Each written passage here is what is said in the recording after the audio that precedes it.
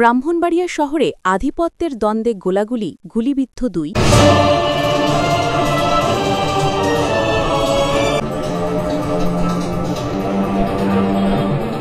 ব্রাহ্মণবাড়িয়া শহরে আধিপত্য বিস্তারকে কেন্দ্র করে দুই পক্ষের মধ্যে গোলাগুলির ঘটনা ঘটেছে।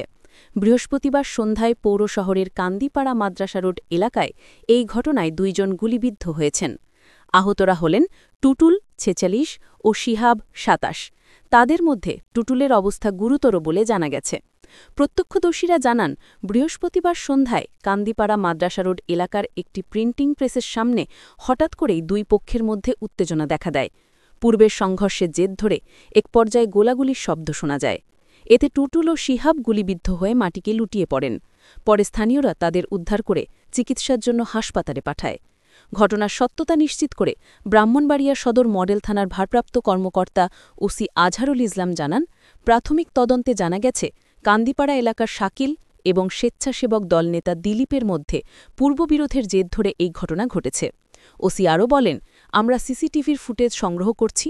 ঘটনার তদন্ত চলছে। জড়িতদের শনাক্ত করে আইনের আওতায় আনতে অভিযান চালানো হবে। বিস্তারিত তদন্ত শেষে জানানো হবে। এই ঘটনাকে কেন্দ্র করে কান্দিপাড়া এলাকায় উত্তেজনা বিরাজ করছে এবং অপ্রীতিকর পরিস্থিতি এড়াতে অতিরিক্ত পুলিশ মোতায়েন করা হয়েছে। সন্ধ্যায় একটা ঘটনা ঘটছে। আমরা শুনছি যে এখানে আধিপত্য বিচার কেন্দ্র করে টি রোডে একটা ঘটনা ঘটছে। এর মধ্যে বিভিন্ন রকমের কথা শোনা যাচ্ছে। আমরা আসছি যে আসলে মূলত ঘটনাটা কী নিয়ে ঘটছে, আধিপত্য নাকি অন্য কোনো বিষয় আছে। এই বিষয়টা আমরা এখনও তদন্ত করতেছি, এখনও ক্লিয়ার হতে পারি নাই। আমরা হয়তো শর্ট টাইমের মধ্যে এটা বুঝতে পারবো যে আসলে কী নিয়ে তাদের মধ্যে দ্বন্দ্বটা চলছে।